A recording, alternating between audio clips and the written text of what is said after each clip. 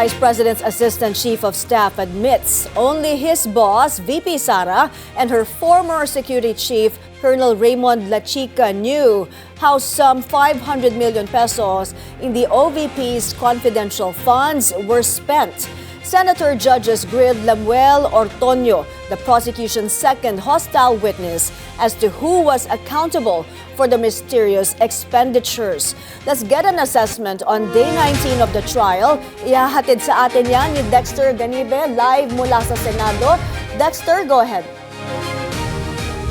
May tinapos na ng pagdistigo sa day 19 ng impeachment trial para dito kay OVP Assistant Secretary Lemuel Ortonio. Hindi man siya nagisa sa cross-examination ng depensa, sinangkot siya naman siya sa pagtatanong ng mga senador.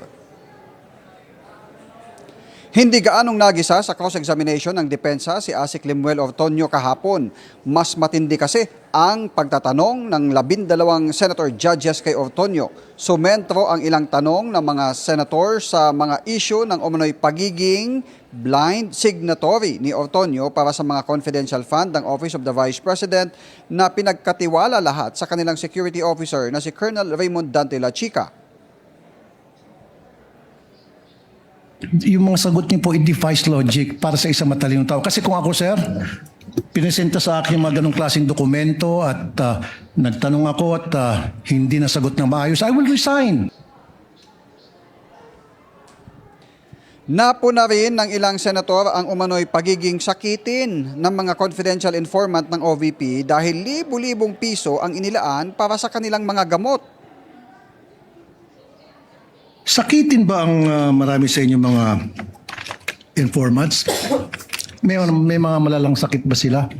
Sir, that I would have no personal knowledge po. You should. Kasi ito, ang dami. 170,000, 50,000, 200,000 each informant. So para mabigyan nyo ng napakalaking halaga bawat isang informant pambili ng gamot, dapat magtataka ka. Anong gamot kayong bibili nito? Bilang isang intelihenteng tao, I know you're very intelligent, you're very smart. Did you not try to ask? O at least nagtaka? Baka may rheuma, arthritis, nagpapakimo. You should have asked. Napansin naman ni Senator Ping Lacson na copy-paste lang ang laman ng kanilang mga physical and financial plans na sinumite sa DBM. Very simply, paano niyong i-analyze yung ganitong klaseng mga descriptions? These are the activities that will be done, I sir. know. Pero Yes, kung sir. i-analyze nyo, ano ibig sabihin nito? Hindi ba ito insulto sa common sense? Hindi man lang nyo binago ng konti, at least si Colonel Lachica siguro ito. No? Unang-una, regular program, sana man lang, pagdating sa PFP, binago nyo yung nomenclature. Tapos, under the physical target, yung column, sana man lang, binago nyo yung activities. Copy-paste eh. Again, ulitin ko, tingin ko sa inyo, matalinong tao, matalinong witness. Anong tingin nyo rito? Kung i-describe nyo in one word. Sir, I cannot...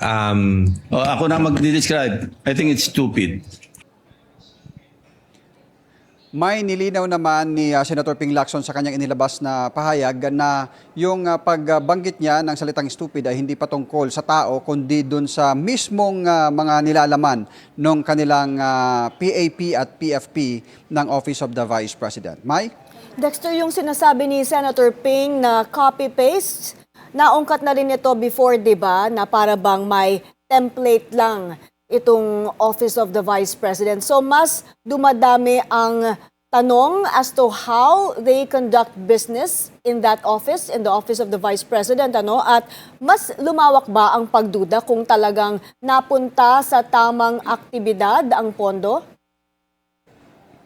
Actually, may sinabi rin ni Senator Ping Lacson na yung posibilidad na pagpapasapina ng mga karagdagan pang mga dokumento mula sa Office of the Vice President o kaya sa COA na may kaugnayan sa confidential fund ng OVP. Nang sa gayon ay malaman, makita mismo ng mga senator judges yung mga karagdagang detalye na ito, kung totoo bang may tao, kung totoong tao ba yung informant na nabigyan ng pera, nabigyan ng confidential fund. Dahil hanggat walaan niya yung mga dokumentong ito, mananatiling bitin at nandun yung pagdududamay. Dexter, so nasagot din ba nung maayos kung bakit sa mga gamot na gastos ang pera at tila sakitin daw ang mga informant? Sabi ito ni Senator Judge Erwin Tulfo, di ba? Yung mga katanungan na yan, May, very evasive din itong si Ortonio sa kanyang pagsasagot kahapon sa interjection ng mga senator judges na tila ba nagbigay ng impresyon sa mga senator judges na parang taliwas sa kanyang katalinuhan yung kanyang mga ginawa noon bilang isa sa mga pinakamataas na opisyal na may kinalaman doon sa pagtitiyak na naliliquidate na nagastos ng maayos yung confidential fund. At yung kanyang katanungan ay yung kanyang mga kasagutan ay laging napupunta doon sa pagtitiwala nila, doon sa kanilang security officer na si Colonel Dante Lachica. Lahat ng mga sinusumite ay nakaselyado na at hindi na niya binubuksan at ito ay sinusumite na doon sa mga tugon nila, sa mga AOM at doon sa mga dokumento na hinihingi sa kanila ng COA. May. Dexter, tukol naman dito kay Attorney Michael Poa, Defense Counsel at spokesperson. Siya daw ay potential witness ng prosecution, tama ba?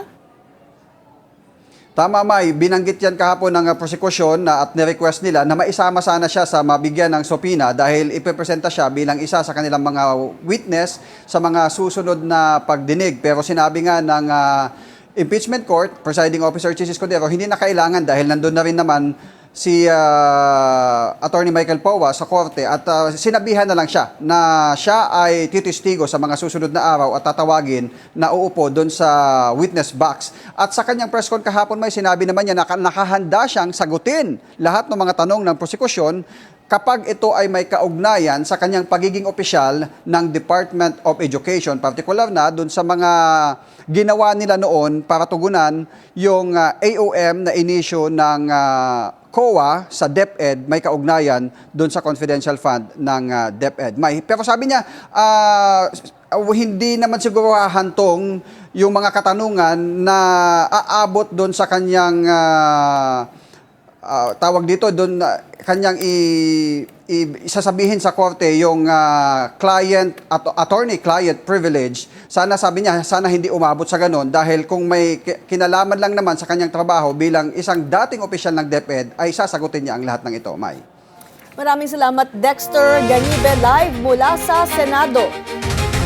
Former Senate President Franklin Drilon is convinced the prosecution has presented compelling evidence linking the Vice President to the use of her confidential funds. On BNC's On Point, Drilon pointed to the testimonies of hostile witnesses Gina Acosta and Lemuel Ortonio, saying their accounts showed VP Sara's knowledge in the handling of the funds in question.